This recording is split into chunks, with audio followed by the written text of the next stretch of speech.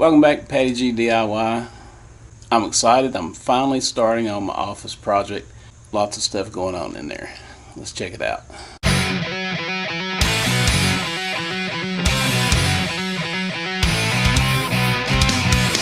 As you may recall, in one episode I used a product called Stitch Witch to make a curtain to go in the entryway between the rest of that downstairs and my garage workshop. But as you can see, the curtain's gone, and there's now a hallway there. And I'm going to take you into the to my new office, which is a wreck. I've already started some construction, but I'll give you a rundown and show you what we've done.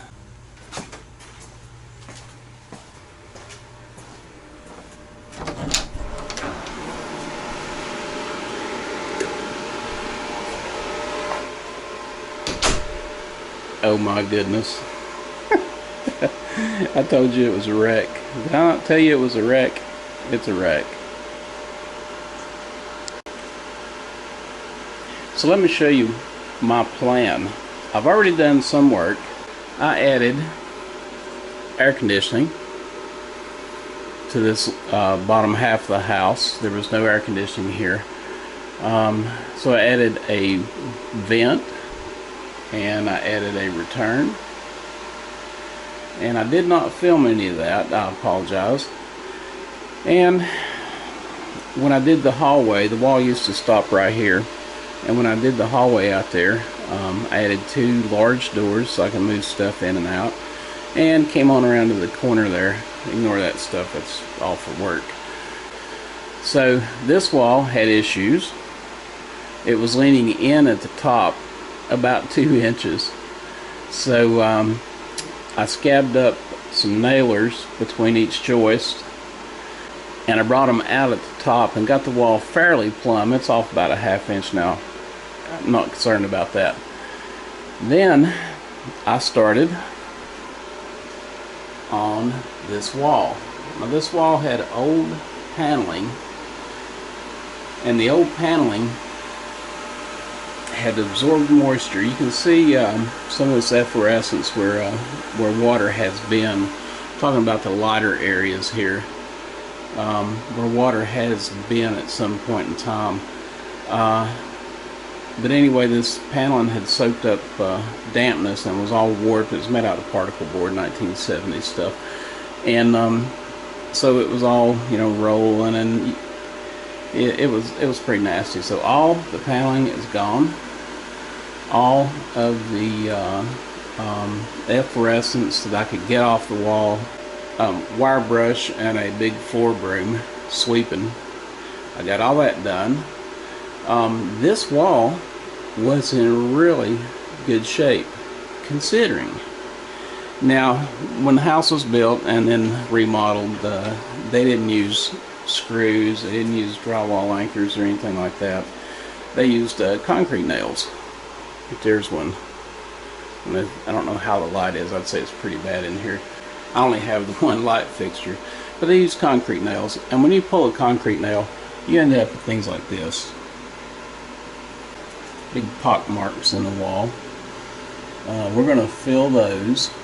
I am going to put a coat of this Drylock. This is a Drylock standard. It's not the extreme. I got a 5-gallon bucket of it, so it should be enough. And so I'm going to seal this wall first, and what this does, it allows areas like this to show up. So this way I'm not going to miss anything. I'm just going to keep painting until all these dark areas go away. So like I say, I got a 5-gallon bucket. That should be plenty. This is interesting. This mud. This is actually mud from around the foundation when the house was built. So whoever built it had dirty hands as they were laying these blocks. The foundation is in excellent shape in this corner. There's no cracks, nothing like that. Here where the water comes in, no cracks around that. There's a little extra dampness there, but this is from Where I started the downspouts in the water remediation video at the end of the patio, that's right outside this window. So all that moisture had piled up in there, and when I say in there, I mean in the ground on the other side of these blocks, and it came in that hole, which was not sealed. There are two massive holes. Well, I'd not say massive. That's nothing we can't fix. So there's two holes where they had these outlets pushed into the wall and tacked up on these boards, and we're going to fix that. I'll show you how to patch that. So this project, what's it going to entail? Alright, dry lock, paint on the block walls. I'm not going to cover them. I like the look of the blocks. It's kind of commercial looking, and I've got plumbing here I can't do anything with. So I'm going to go with the commercial look. My plan here is to, like I said, dry lock it, paint this wall in a color off the color palette of the main color that I've chosen for over here. I call it burnt umber. I'll show you the actual name of it. I found it at Lowe's. It's a pretty cool color. Let me show you the colors I've chosen. It's basically this color. I call it burnt umber. This is actually called clove bud, and this is Valspar. This is from Lowe's, and that's what I'm going to put on the block wall. Probably both sections, the short section and the long section. And then I'm going to come back with one of these colors. I'm kind of undecided. I'm going to come back with one of these colors. The thing about getting these pamphlets like this is you don't have to reinvent the wheel.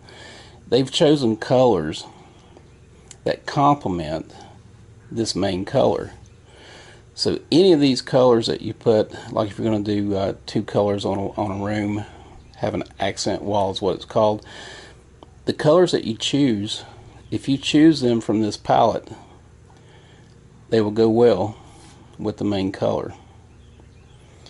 Our kitchen is gray. Our new kitchen is gray, so I'm thinking this, what is it, modest silver. I'm thinking that may be an option. It's kind of neutral. I don't like really bold colors. I like the more neutral stuff, but this is cool. So if you're thinking of painting and you want to do an accent wall or something like that, pick up one of these pamphlets and choose one of these colors, and it'll look great. So anyway, so we're going to do that. We're going to do all new electrical through that wall. This is a workshop, and so we're going to come through the wall and run conduit through here all the way around the wall, and I'm going to add outlets along this conduit all the way around the wall. It's going to be on the outside of the wall, kind of a commercial look, contemporary commercial look. That's what I'm after here. And oh man, this stuff is all over everything. That's the crap that I was brushing off the walls. But before we do anything, I gotta make this place an area that I can actually work in. I also play guitar, and these hard walls, from a sound perspective, they just echo. They just reverberate. Any sound just gets in this trap and just bounces around. And so I like to play with sound and that kind of stuff. So I have the thought of picking up some maybe old Oriental rug, area rug kind of deals. Basically random stuff, in order to reduce the bounce of some of the sound, and to also capture some of these higher frequencies that would end up upstairs eventually. Bass notes and stuff like that, They're long wavelengths and they will just flow through this like it was nothing. But the mid-range and the higher stuff, a soft wall, something soft on the wall like tapestry or older oriental rugs that I can get at the Goodwill very cheap. So the combination of a hard wall and a soft wall will help to absorb some of those higher frequencies. And I stay out of the doghouse. I don't like being in the doghouse. So the floor is this commercial tile, and I'm probably going to refinish this floor. I like the commercial tile. If we do get water in here, which I don't expect we will anymore, but if we do get water in here, no big deal. And it's easy to clean, it's easy to refinish.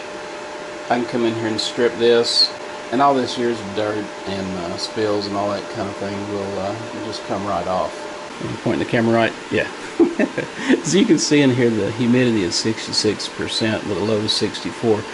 Now I have seen it as low as 54% in here, but it tends to run about 62-64% humidity.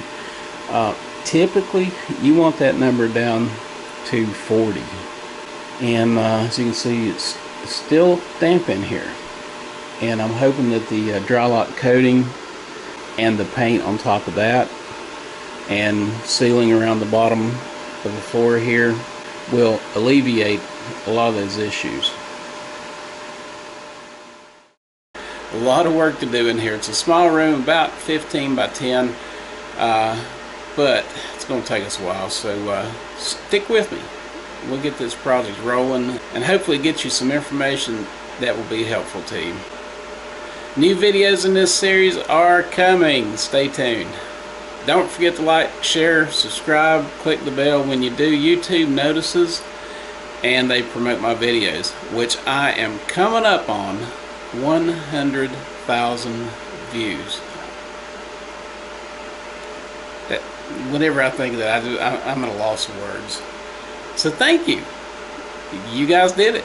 I appreciate it. And as always, thanks for watching. God bless. And we'll see you around.